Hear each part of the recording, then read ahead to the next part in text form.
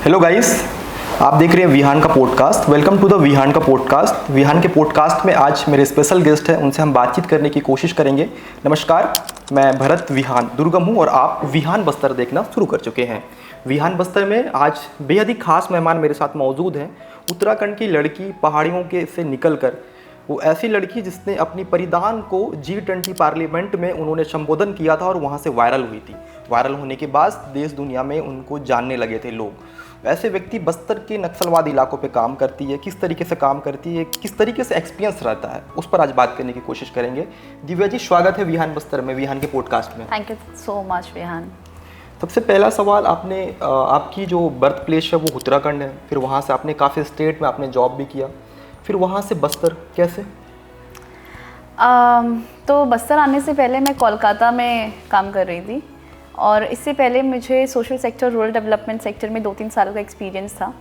But then I thought कि मुझे थोड़ा सा मेट्रोपॉलिटन सिटीज़ को एक्सपीरियंस करना चाहिए। कुछ महीनों में ऐसा लगा कि मेट्रोपॉलिटन सिटीज़ मेरे लिए नहीं है। आई एम समबडी जिसको गांव, लोगों के साथ इंटरेक्शन, उनसे बातचीत करना वो ज़्यादा पसंद आता है। तो अलॉन्ग द वे बस्तर की ये वाली अपॉर्चुनिटी मेरे पास आई और बस्तर का नाम मैंने सिर्फ किताबों में पढ़ा था। जब बस्तर का नाम आपने सुना तो उस वक्त क्या माहौल था घर परिवार में? आपने that's what I'm telling। Bastar का नाम मैंने किताबों में पढ़ा, कभी ऐसे सोचा नहीं था कि जस्ट इट वाज लाइक एक जगह है, कभी जाना, बस्तर में जाके काम करने का मौका मिलेगा। हाँ, मतलब कभी ऐसे वाइल्डेस्ट ड्रीम्स में भी नहीं था कि बस्तर में जाना होगा। बिकॉज यूजुअली जो युवा है वो सपने देखता है दिल्ली, मुंबई, कोलकाता, बैंगलोर जैसी जगहों पे काम करने का। बट जब बस्तर आया तो आई वाज लाइक कि may be it's a blessing कि मुझे बस्तर जाके वहाँ देखना चाहिए। और आई ऑनेस्टली टेलिंग, मेरे फादर, मेरी मदर, उन्होंने मुझे बहुत सारे यूट्यूब लिंक्स भेजे यहाँ पर जो होता है, डेफिनेटली जो मीडिया दिखा रही होती है नक्सलवाद को लेकर कि बहुत रिस्की जगह है, आप क्यों अपनी कोलकाता की जॉब छोड़कर बस्तर जा रही हैं। But then I just thought कि मुझे बस्तर जाना चाहिए क्योंकि इतनी यंग एज में बस्तर जैसी जगह को एक्सपीरियंस करना हर किसी को वो चांस नहीं मिलता है। And without even googling it, मैंने कुछ गूगल नहीं करा। कुछ नहीं किया मैंने, बिकॉज मैं ये नहीं चाहती थी कि मेरा पहले से एक परसेप्शन बन जाए बस्तर को लेकर और मैं इसे जीना पाऊँ। तो मैं बस्तर को सही मायनों में जीना चाहती थी और that's how I came to Bastar. तो आपने बस्तर ही क्यों चॉइस किया? और भी सारे अपॉर्चुनिटी आपको मिलते हैं क्योंकि ऑब्वियसली आपने कोलकाता हाईटेक सिटी माना जाता है, वहाँ पे आपने जॉब किया है। That's true. तो मैं एक ऐसे राज्य से आती हूँ, उत्तराखंड से, जहाँ पर जो मूलभूत सुविधाओं का जो चैलेंज है वो पहाड़ों में भी वैसा ही है जो बस्तर में है। जहाँ से आप बिलोंग करती हो वो टाउन है या फिर विलेज? मैं देहरादून से हूँ बेसिकली देहरादून से। उत्तराखंड के सिर्फ 3 ही जिले प्लेन्स में आते हैं, देहरादून, उधम सिंह नगर और हरिद्वार। उसके अलावा जो हमारे बाकी 10 जिले हैं वो पहाड़ी क्षेत्र हैं और ऐसे क्षेत्र हैं जहाँ पर आज की डेट में इलेक्ट्रिसिटी नहीं गया है, आज की डेट में वहाँ पर सड़कें नहीं गई हैं, स्कूल नहीं है। And the same is the case with Bastar. यहाँ पर आज की डेट में ऐसे गांव हैं मूलभूत सुविधा से वो भी वंचित है। बट यहाँ पर नक्सलवाद का एडेड प्रेशर है, एडेड चैलेंज है। तो वो एक कारण था। और जब मैं यहाँ पर आई तो 2 साल हो गए मुझे एंड आई डोंट थिंक मैं अपनी चॉइस को रिग्रेट करती हूँ। मैं I consider my self blessed and more than happy कि मुझे बस्तर जैसी जगह में आकर काम करने का मौका मिला और मुझे और भी ज़्यादा ग्राउंडेड बनाया है बस्तर के चैलेंजेस ने, बस्तर के लोगों ने। बस्तर के बारे में लोग क्या सोचते हैं? बिकॉज आपने जहाँ जहाँ जॉब किया वो हाईटेक सिटी थी, बेसिकली जहाँ पे आपका बर्थ हुआ वहाँ से आप निकले, फिर आपने G20 में भी आपने पार्टिसिपेंट किया, वहाँ से आप वायरल हुई, लोग आपको जानने लगे, गूगल पे आने लगे, गूगल इंजन बन चुके हो, एटलीस्ट मैंने देखा था, विकिपीडिया वगैरह बनी हुई है आपकी। देन फिर वहाँ से आप कई लोगों से आपकी मुलाकात हुई, तो बस्तर को लेकर परसेप्शन क्या बनती है? नेगेटिविटी में लोग देखते हैं, वाई? तो मैं जब आई तब तो मेरा कोई परसेप्शन नहीं था बस्तर को लेकर। बट अब जब मैंने बस्तर के बाद जब मैं ट्रैवल करना शुरू करती हूँ, सबसे पहला दुख तो ये लगता है कि बहुत कम लोगों को बस्तर नाम भी पता है। बहुत सारे लोगों को पता भी नहीं कि बस्तर भी एक नाम है। आई वॉज इन हैदराबाद और मैं हैदराबाद में I think I was there to stay somewhere, तो वहाँ पर उनको बस्तर ही नहीं पता, जबकि इतना पास है हैदराबाद, क्लोजेस्ट सिटी है ना, बीजापुर के कॉरिडोर इलाके। हाँ, रायपुर में कभी किसी से बात कर लो वो कहते हैं कि मैडम आप यहाँ के नहीं लग रहे हैं, आप कहाँ काम करती हैं। तो मैं अगर बीजापुर कहूँ तो वो मुझसे कहते हैं अरे बीजापुर में क्यों काम कर रही हैं। तो लोगों की जो छवि है बस्तर को लेकर वो बहुत लिमिटेड है और उसके पीछे का एक जो मूलभूत कारण है वो है कि हम बाहर के लोगों को दिखा क्या रहे हैं, क्या प्रस्तुत कर रहे हैं। तो उसमें बहुत सारी चीज़ों का रोल है। मेनली अगर हम देखें, अगर आप गूगल में बस्तर या बीजापुर टाइप करेंगे तो आपको बीजापुर के ट्रैवल डेस्टिनेशन से पहले या फिर बीजापुर के कल्चर से पहले आपको यहाँ पे आईडी ब्लास्ट और क्रॉस फायरिंग की खबरें सबसे पहले आएंगी गूगल पे वो सारे दिखती तो इस तरीके से लोगों की वो छवि बनती है, उसमें उनकी भी गलती नहीं है, बट हाँ हम किस प्रकार से वो छवि को बदलने में कुछ कर सकते हैं वो हमारा प्रयास होना चाहिए। छत्तीसगढ़ के बीजापुर कोई आना नहीं चाहता, आप आए, 2 साल आपने गुजारा, आपने क्या महसूस किया? द वेरी फर्स्ट थिंग जो मैंने एक्सपीरियंस करी इज दैट कि यहाँ के लोग उतने ही सिंपल हैं जितने हमारे पहाड़ी लोग हैं। वेरी सिंपल, बहुत सादगी उनकी अलग बहुत सादगी है, बहुत दिल से अपनाते हैं, किसी चीज की मोह नहीं है उनको, बहुत दिल से अपनाते हैं। दूसरा प्रकृति प्रेमी है, प्रकृति से उतना ही लेंगे जितना चाहिए, है ना, कोई लालच नहीं, कोई ग्रीड नहीं। और जो यहाँ का कल्चर है, ट्राइबल कल्चर, मुझे लगता है यहाँ के लोगों ने उसको बहुत अच्छे से संजो कर रखा है। चाहे वो आपका देवगुड़ी और ये जो पंडुम वंडुम होते हैं, यहाँ के लोग बहुत बिलीव करते हैं उस पर। तो ये मैंने कुछ यहाँ पर एक्सपीरियंस किया है और बहुत ही अच्छा अनुभव रहा है। तो ये 2-3 चीज़ें हैं जो मैं उत्तराखंड से रिलेट कर पाती हूँ और जिसने मुझे ज़्यादा बस्तर को घर महसूस करवाने में मुझे ये अनुभव करवाया है। यहाँ पर बस्तर आंतरिक समस्या से कई वर्षों से जूझ रहा है, नक्सलवाद, और बस्तर के बीजापुर में आपने वर्क किया है। कितना जिया, कितना बीजापुर को समझा इन 2 सालों में?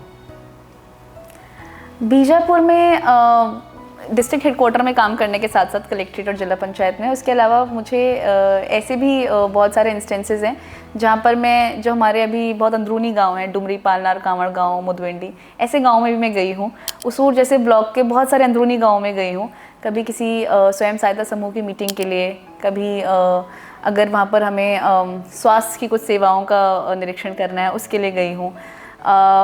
तो वो जो है, इवन अगर मैं सिर्फ रायपुर, देहरादून से कंपेयर ना करके मैं अगर बीजापुर का डिस्ट्रिक्ट हेडक्वार्टर से डुमरी, पालनार, कांवड़ गाँव को भी कंपेयर करूँ तो बहुत ज़्यादा डिफरेंस है ना। बीजापुर अगर हेडक्वार्टर में आप रह रहे हैं तो आपको बिल्कुल भी एक पल के लिए महसूस नहीं होगा कि ये ऐसी जगह है जो नक्सलवाद से ग्रसित है और यहाँ पर बहुत सारे चैलेंजेस हैं। मैं कांवड़ गांव में थी और शाला प्रवेशोत्सव चल रहा था पिछले साल, स्कूल खुली बहुत, हाँ, 3 डेकेड्स के बाद, 3 दशक के बाद वहाँ पे स्कूल खुले हैं। तो एक साइट था जो मैं कभी जिंदगी में नहीं भूल पाऊंगी, वो है कि रोड के एक तरफ मैं नक्सल स्मारक देख रही हूँ और रोड के जस्ट ऑपोजिट कांवड़ गांव में मैं वहाँ पर एक बैम्बू शेफ्ट का, टीन का एक पहला प्राथमिक शाला देख रही हूँ। एग्जैक्टली। तो मैं जिस जगह से आती हूँ, मैंने प्राइवेट स्कूल में पढ़ाई करी है जहाँ पर बड़े बड़े गेट्स होते हैं, स्मार्ट क्लासेस होती हैं, घंटी बज रही है, वॉचमैन है, डिजिटल सारे रहते हैं। उस दिन जो वो खुशी में गांव के लोगों के उनके जो उत्सुकता थी उनकी शक्ल में देख रही थी, और जो बच्चे थे वो ड्रेस पहनकर, वो नीली कमीज पहनकर इतने खुशी खुशी अपना थैला वैला पकड़कर जो है स्कूल में, मतलब वो बैम्बू शेफ्ट वाले से स्कूल में भी इतने खुश थे ना।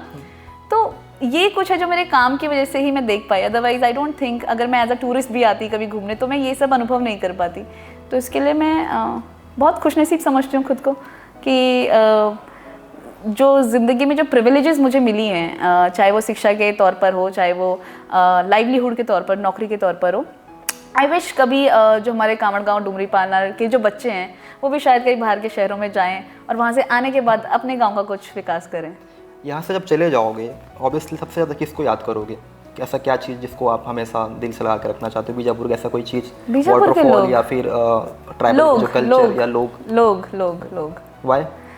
इतने मिलनसार लोग होते हैं। एक इंसिडेंट है, मैं आवापल्ली में एक मीटिंग ले रही थी स्वयं सहायता समूह के साथ, तो वहाँ पर हम बैठे एक पेड़ के नीचे छाँव में बैठे, तो हम कुछ ऐसे डिस्कस कर रहे थे दीदियों को क्या चाहिए क्या नहीं चाहिए।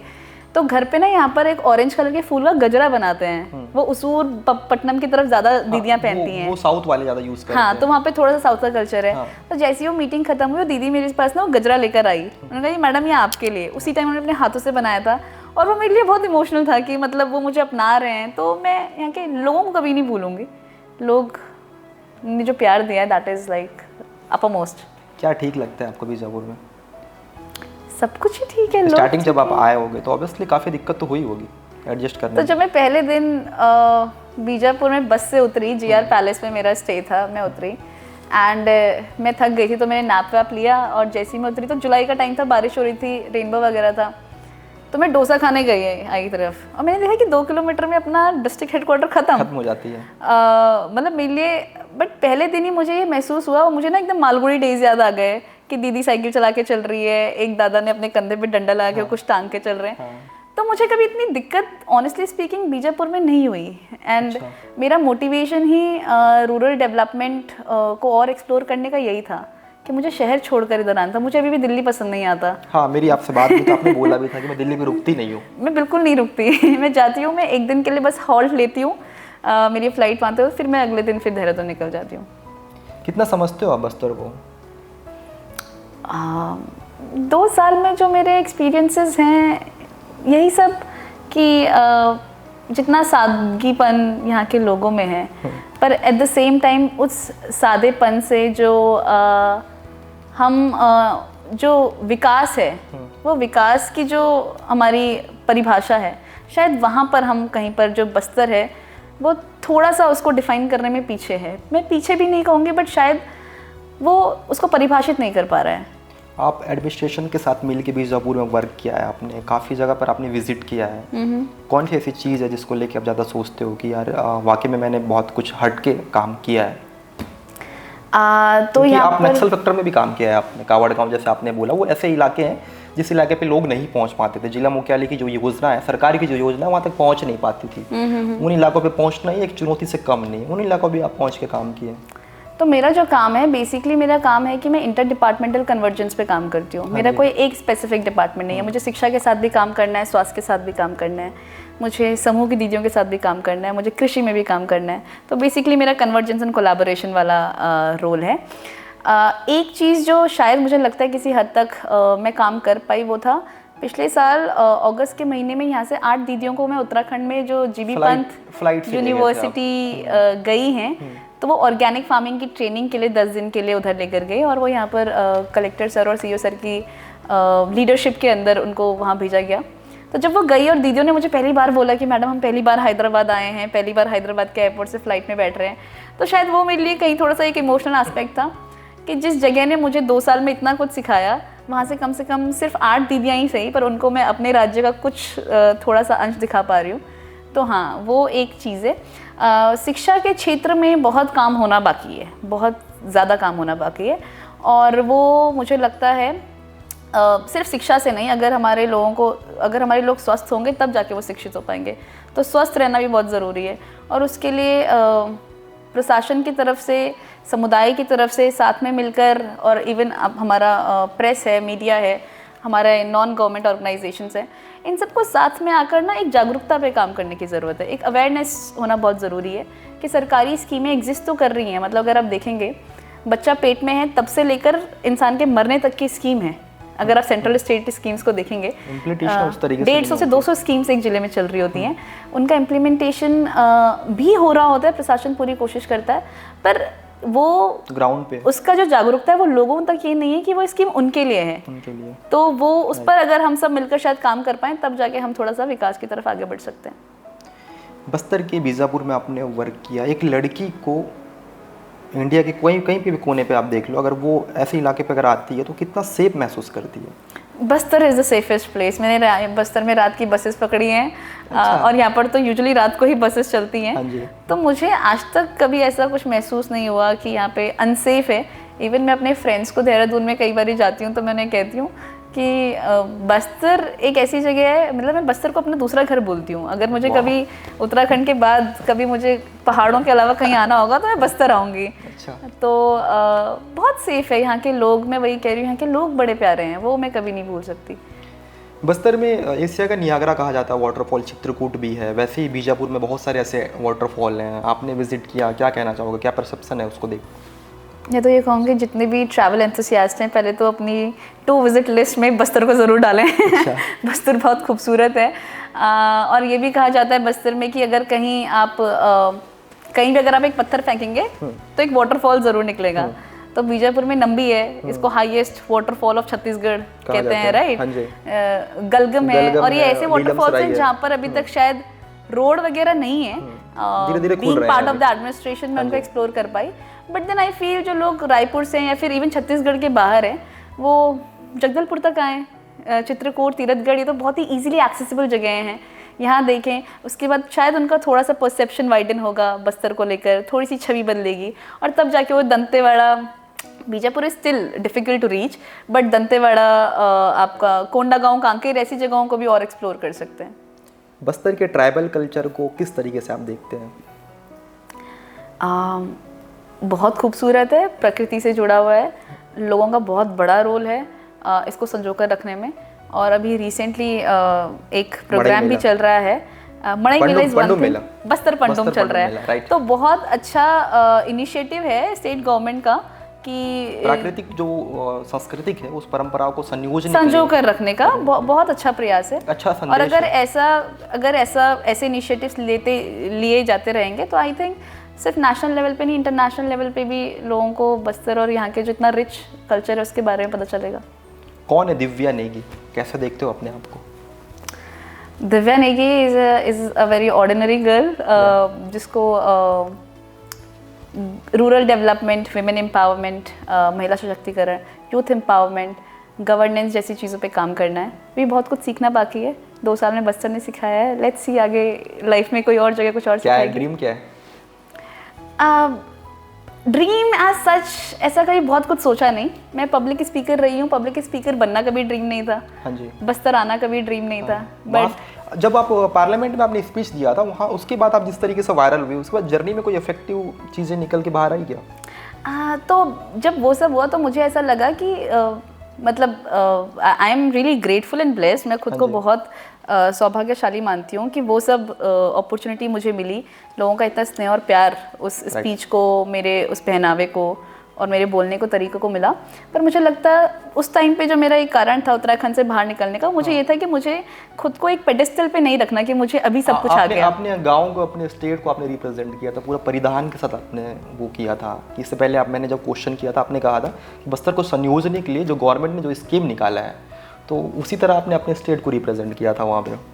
तो मुझे लगता है जब आप कभी भी संस्कृति को संजोकर रखने की बात करते हैं, सरकार का एक रोल हो सकता है, और सिर्फ संस्कृति को संजोकर रखने में नहीं और भी कामों में, पर लोगों को सबसे पहले आगे आना चाहिए। अब जैसे यहाँ पे गोंडी हल्बी ये सब चलता है, अगर लोग ही कल के दिन ये सब बोलना भूल जाएंगे तो किसको याद रहेगा यहाँ पर गोंडी हल्बी बोली जाती है। न्यू जनरेशन उसको भूलते हुए जा रही है। 2 वजह इसमें देखी जा रही है। पहली तो एक जो यूथ हो रहे हैं वो अपनी संस्कृति को इसलिए भी भूलते जा रहे हैं कि हम ट्राइबल से नहीं आते, हम ये नहीं आते, क्योंकि एक अलग तरीके से एटीट्यूड और चीज़ें लोगों को देखने को मिलती है, वो छुपाते हैं, हाइड करते हैं इन सारी चीज़ों को लेके, बेसिकली टाउन इलाकों पे। ऐसा क्यों?